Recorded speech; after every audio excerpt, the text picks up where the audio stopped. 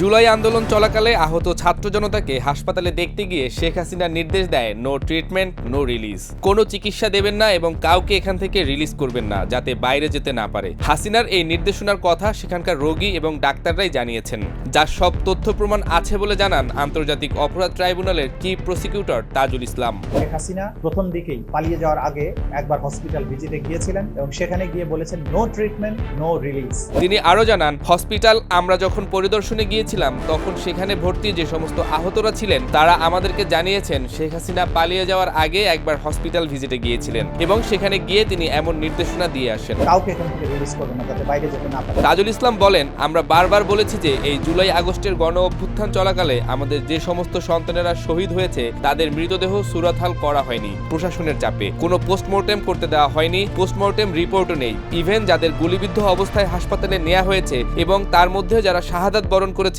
তাদের ব্যাপারে বলা হয়েছে যে তাদের ডেথ সার্টিফিকেট যে গুলিতে মারা গেছে তা লেখা যাবে না। তারা বাধ্য করেছে যাতে অন্য কোনো কারণ লেখা হয়। আমাদের যে সমস্ত সন্তানেরা শহীদ হয়েছে তাদের মৃতদেহ কোনো সুরতহাল করা হয়নি প্রশাসনের চাপে, কোনো পোস্টমর্টেম করতে দেওয়া হয়নি, পোস্টমর্টেমের রিপোর্টও নেই। ইভেন যারা গুলিবিদ্ধ অবস্থায় হসপিটালে নেওয়া হয়েছে তার মধ্যেই তারা শাহাদাত বরণ করেছেন, ডেথ সার্টিফিকেটে তারা বাধ্য করেছে যাতে অন্য কোনো কারণ লেখা হয়। এই বিষয়টা আমরা আদালতে মেনশন করেছি এবং আদালত জানতে চেয়েছেন পোস্টমর্টেম রিপোর্ট ইম্পর্ট্যান্ট ডকুমেন্ট, কিন্তু আমরা বলেছি যে এখানে সার্কামস্ট্যান্স হচ্ছে, মানবতা বিরোধী অপরাধ এমন পর্যায়ে রয়েছে যে দ্রুত তাদের লাশ দাফন করতে বাধ্য করা হয়েছে, চিকিৎসা নিতে বাধা দেওয়া হয়েছে। সেই জায়গায় পোস্টমর্টেম রিপোর্ট পাওয়াটা স্বাভাবিক বিষয় নয় এবং পোস্টমর্টেম রিপোর্ট যে নেই মানবতা বিরোধী অপরাধের একটা অন্যতম জ্বলন্ত প্রমাণ, যেটা মানবতা বিরোধী অপরাধ হিসেবে এই বাংলাদেশে সংঘটিত হয়েছে।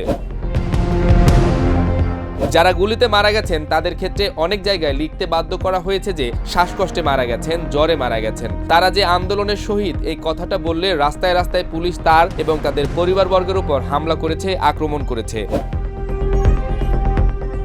শেখ হাসিনা যে কতটা নিষ্ঠুরতার সাথে জুলাই আগস্টের এই হত্যাকাণ্ডগুলো পরিচালিত করেছিল তা বিশ্বের যে কোনো মানবতা বিরোধী অপরাধকে হার মানাবে বলে মনে করেন অনেকেই।